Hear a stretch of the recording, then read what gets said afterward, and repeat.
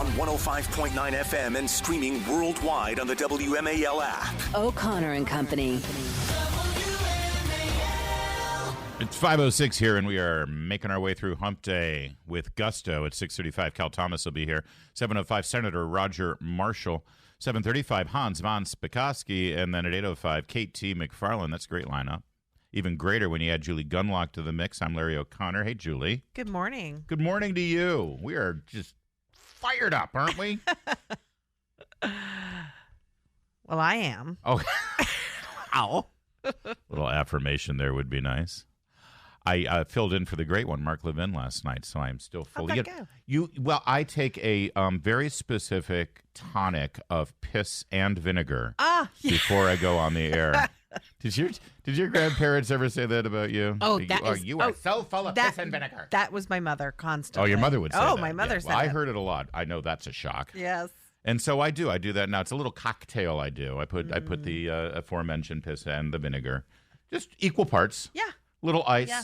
Shake it up. You pour it into must have had that yesterday morning too, because you were a little bit. You were almost in ER yesterday. You came out of it, but I was getting close to being in ER. You're right. But it was fun. We had a great time, and I was. You got to give some. I think the audience. It's a different vibe. People think talk radio is the same across the. Trust me, mornings different vibe than midday, different vibe than the Mark Levin slot.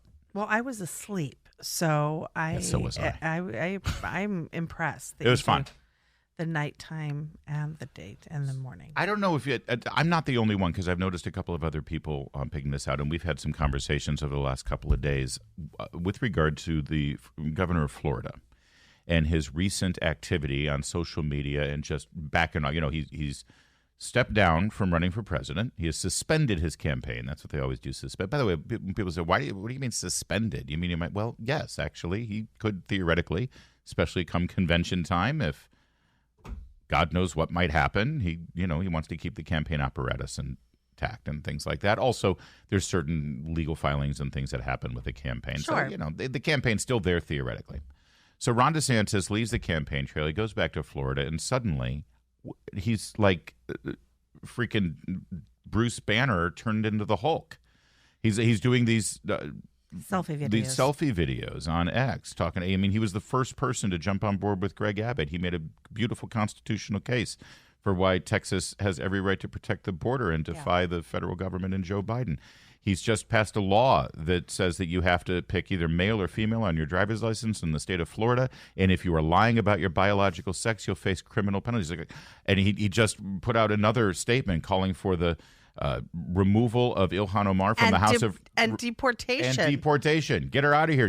Well, it's true, because she has literally defied her oath of citizenship. Yes, absolutely. You are supposed to disavow any connections to any government or principality and swear your allegiance to the United States. She specifically said, I'm like Somali a foreign first. agent. Yes, and she said she's working with the Somali president to further the interests of Somalia in America. So deport her. Deport her. She's a foreign agent. Strip her from her citizenship. But my point is, these are three things that DeSantis has done in just the 48 hours. I got to ask, where the hell was this guy? Yeah.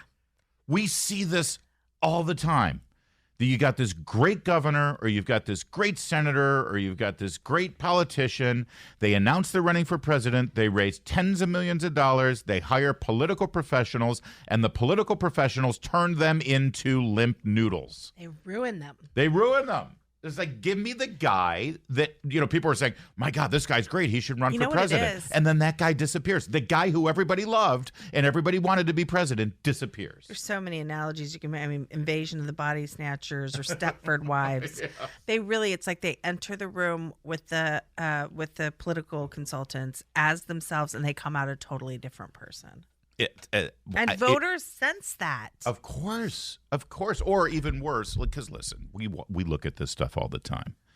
A lot of voters aren't paying attention to stuff. They may see a headline go by DeSantis this, DeSantis that, and suddenly they're running for president. Say, oh, well, let's check this guy out. And then they turn and it's like, what the hell? But you made a good point about Reagan.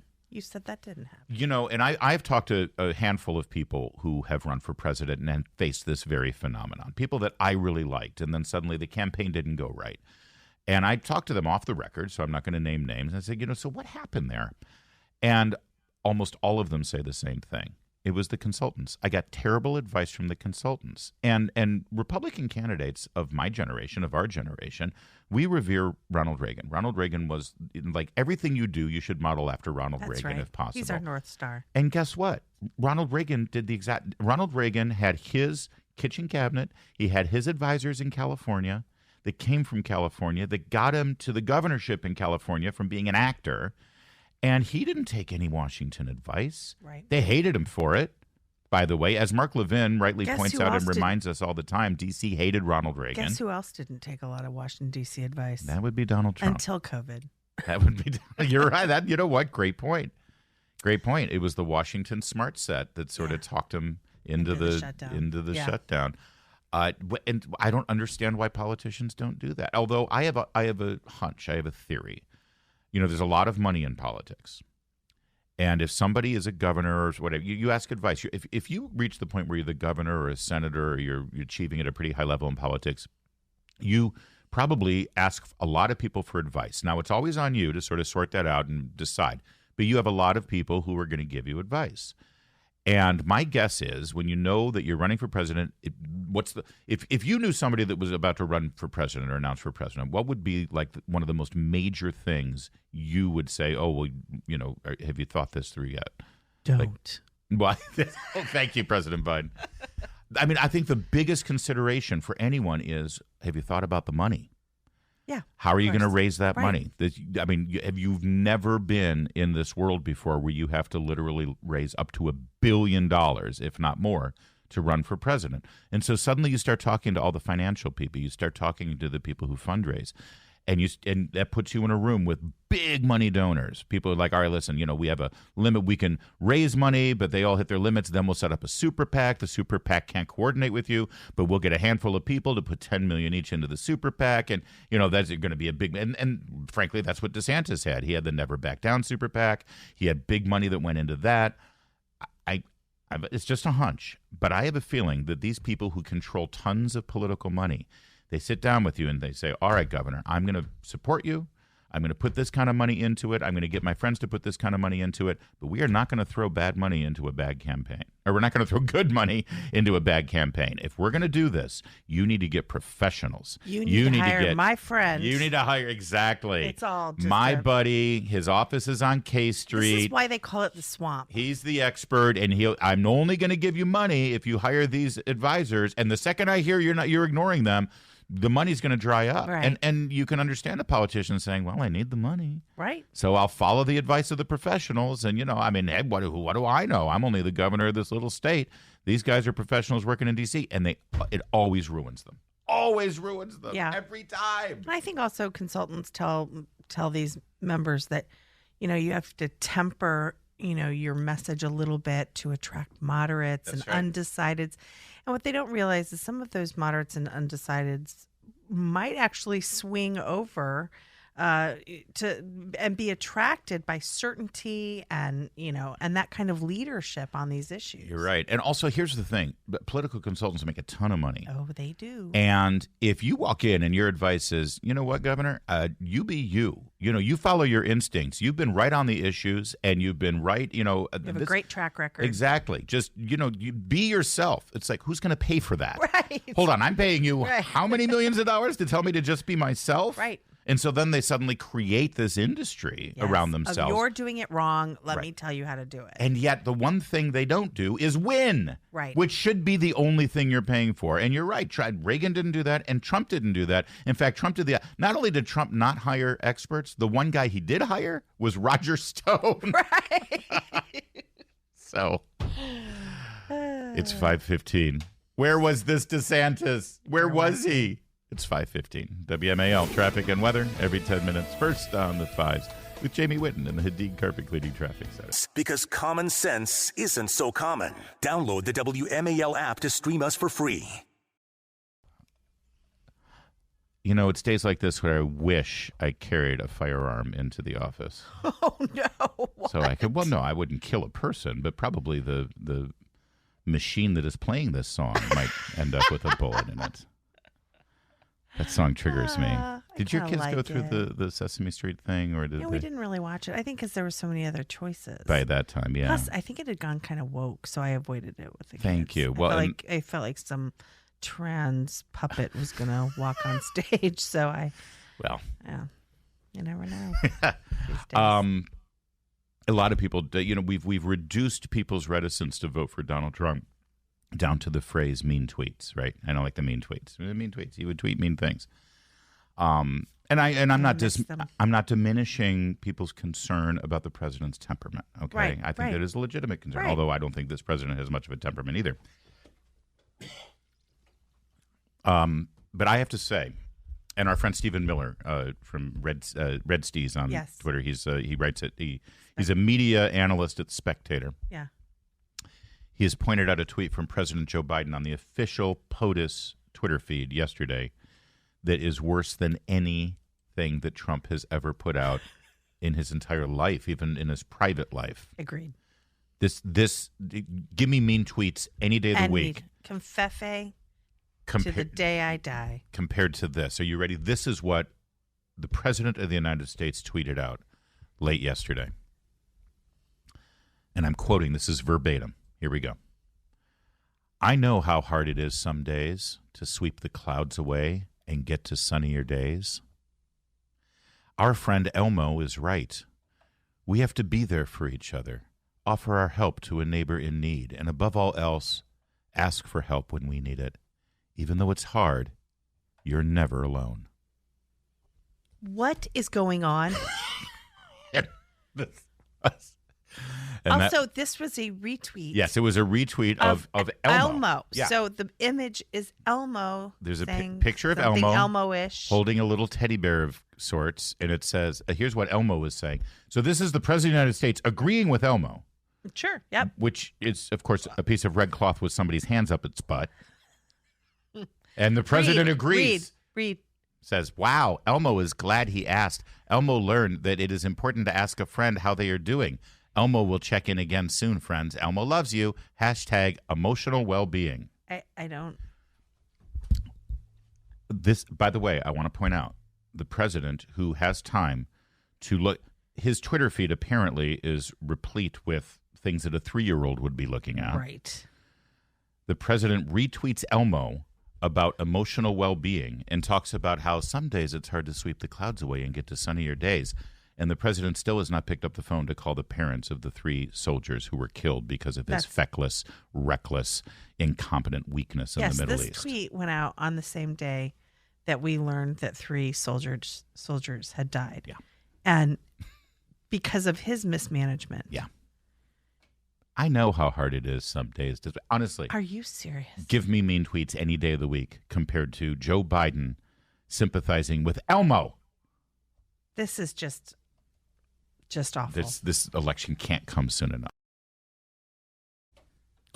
Big news out of Baltimore here. If you're an Orioles fan, you've got a brand new owner, and it's a familiar name. Cal Ripken Jr. apparently has partnered with David Rubenstein, and they have purchased from the Angelos family your Baltimore Orioles for $1.725 billion.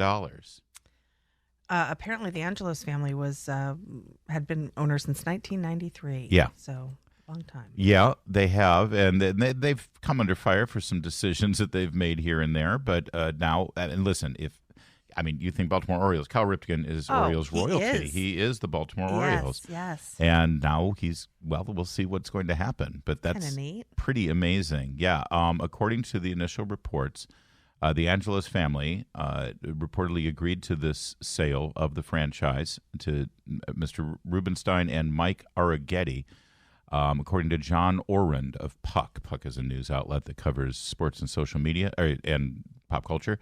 Orend adds that Rubenstein and Arrighetti will initially purchase 40% of the club before buying the rest following Peter Angelos' death. There's no estimated date on when the deal will close, but it is expected to be discussed at the owners' meeting scheduled next week in Orlando. And Cal Ripken Jr. will be part of the incoming ownership group. This is kind of a trend now because there's so much money involved in purchasing these franchises that oftentimes a high-profile star athlete is involved in the ownership group. Commanders. Right. Magic Johnson was part of that ownership group, and Michael Jordan is part of the ownership group for the Charlotte Hornets. And this is just a thing that happens, and it makes sense. And then that person ultimately ends up sort of being the face of the organization. It's perfect for the Orioles with Cal Ripken. Right. You know, I live. I don't talk about it much but I live in Annapolis, and every single person who has lived in Annapolis for years, like Annapolitans, they're called. You know, the natives. Annapolitans. They all have Cal Ripken stories. Oh, wait, does he? Yeah, he lives in the vicinity. And apparently his girlfriend at the time basically, let me put it this way: most of the stories they have about Cal Ripken involve a woman. Okay. Yeah, he had a very active life. I thought he was married. He was, but then Google it. There was a little bit of a scandal. Wasn't there something with a judge, actor? And I think Kevin Costner. Yeah. There's a lot of little. Anyway, he's going to bring that kind of glamour to the front office for the Baltimore Orioles. Oh wow! So we have that to look forward to. Is he a big sailor? Well. No, I really. Is that a euphemism? No, he lives in Annapolis. Why do people always say that? It's like, oh, you live in Annapolis. Do you sail? It's like we can't. No, we just like looking at boats. Okay. They're fun to look at. You don't have to get up and actually work. People do live there because they sail and there's water. It's just assumed, though. Water and a coast, But it's just, I know, but it's just assumed when you say you're from Annapolis. Oh, do you sail? It's like. The Navy's also there. I suppose. You are so funny. I'm just saying, it doesn't have to be. It's like a stereotype. You sound like a little defensive. It's like, oh, apparently you find out sail. Somebody's from Baltimore. It's like, oh, really? Do you deal crack? What? I've seen The Wire. It's 5:30. WMAL FM, Woodbridge, Washington, a Cumulus media station. Making sense of the news. News Talk 105.9. News now. On 105.9 FM and streaming worldwide on the WMAL app. O'Connor and Company. By the way, all that stuff about Cal Ripken and the women and stuff, that's allegedly. Allegedly. You hear things. That's all. I'm sure none of it's. Well, the Kevin Costner thing's definitely legit, right? I mean, that's been out there. Allegedly. It's 5:37. Good morning on this Wednesday. It's Wednesday, the 31st of January. Thanks for joining us. Coming up later in this program, we're looking at a full card. 6:35, Cal Thomas. 7:05, Senator Roger Marshall. 7:35, Hans von Spakovsky. And at 8:05, KT McFarland. Great. I'm Larry Oka. My name, me amo Lorenzo O'Connor. Te amo Julia Gunlock. I like it. Oh, the Gunlock kind of messed that up. Yeah, it's not really Latina. Although O'Connor ain't so much either. Let's face it. All right. Where are we headed here? What are we doing? Anyone? Who are we? Why are we here? There was a group of pro-life protesters in Nashville, Tennessee, who were sitting outside of an abortion clinic praying. So, of course, they were arrested by federal authorities, and they were charged, convicted. Yesterday, they actually were found guilty of violating this federal statute called the FACE Act. The FACE Act was put in place after a couple of bombings of clinics during the 90s and the targeting of abortion doctors, abortionists, and that was evil and that was wrong. And in fact, pro-life activists, came out. Catholic Church, religious people said this is horrible. But of course, it was during the Clinton era, and everyone grandstanded, and even Republicans jumped in, yes, we need a federal statute protecting these places. And now the Joe Biden administration, for the first time in our history since that law was passed 30 years ago, Joe Biden has such a bloodlust for the ubiquitous and unabated abortions in America that he has mobilized his Justice Department and weaponized them to go after peaceful protesters using a warped vision of this law, this federal statute. And as our friend Greg Price points out, he made this point last night, and I want to give him credit for it. We still have not had one arrest of one protester outside a Supreme Court justice's home, which is a violation of federal law. They have been protesting for over a year now, and not one person has been arrested, let alone convicted. But we now see with regularity pro-life protesters' homes raided by the FBI at gunpoint. And now this is the latest. These. If I can just add to that, there hasn't been an investigation into the violence and outside of abortion clinics. Right. The you mean the BLM around that time there were all of the and I thought you jobs. meant all of the violence against churches, the arson, yes. the vandalism, the going after pregnancy crisis centers. Yes, this was all after Dobbs and we had a clinic leader on, a sort of clinic director on. And there's been no interest, no investigation. There is video of the protest. It was March 5th, 2021, and you can see the video. They're sitting in a hallway in front of the door. They are praying. They are singing church songs. They've now been convicted, and they face 11 years in jail, 11 years in prison for praying. And the argument is, and what the prosecutors empowered by Joe Biden and Merrick Garland said in court was, listen, the law says you cannot impede anybody's entry into the door. And if you it's true. If you look on the video, you have to walk around these people and actually probably have to move somebody or ask somebody to move before you open the door to go in and kill your baby. Mm-hmm. And by the letter of the law, that's a violation. Right. Now, I've heard something called prosecutorial discretion. Right. I know that that's a thing that exists because it's what these prosecutors tell me they're using all the time when they put a rapist back on the street. Well, prosecutorial discretion, systemic racism. Sure, you have to understand. Right. Poverty caused it. Mm-hmm. There was no prosecutorial discretion used here. No, this is a man who is bloodthirsty in his passion. Yeah. For attacking people of faith. Prosecutorial discretion is only used for people like Hunter Biden. There you go. Right, who dumped a gun in a garbage can outside of school, but context let him off the hook. He was just a poor drug-addled young man at the time. That's right. So use your discretion. It's absolutely horrible. 6 of these activists are found guilty in federal court. They're now getting prosecuted, or they're going to have. Paul Vaughn, by the way, is one of the people. Margaret Olahan, covering the story, of course, at the Daily Signal, puts out a picture of him with his wife and 11 children. The father of those 11 children now faces 11 years in prison because he was a devoted man who was trying to pray for these unborn and pray for the women who were in crisis. Yes. That's what's happening here. And that's something worthy of prosecution, according to the Biden administration. By the way, I do want to take a moment to just remind everybody, because it's incredibly important. Joe Biden is a very observant, devout Catholic. Right, and great father. He really is. Yeah. This is absolutely an abomination, and it's one of the things.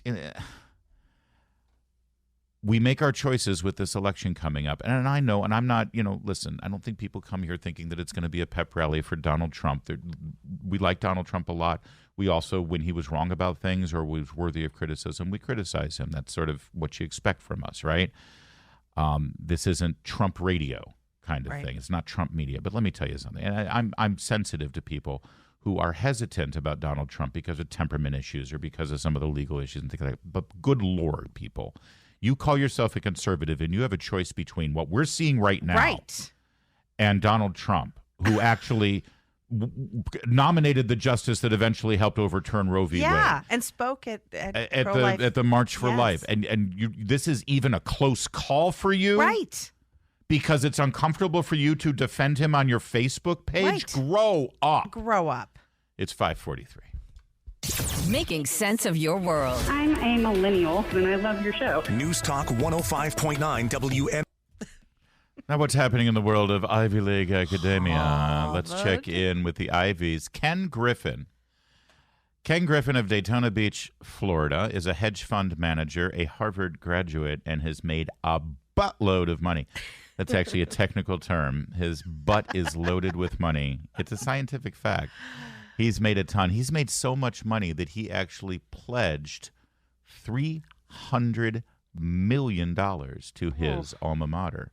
If you've got $300 million to give to Harvard, it means you've got a whole lot more money that you're not giving to Harvard. Right. Matt, so $300 million, that's the spare. Yeah. That's the leftovers. Right. That's the sure, we'll give it to Harvard.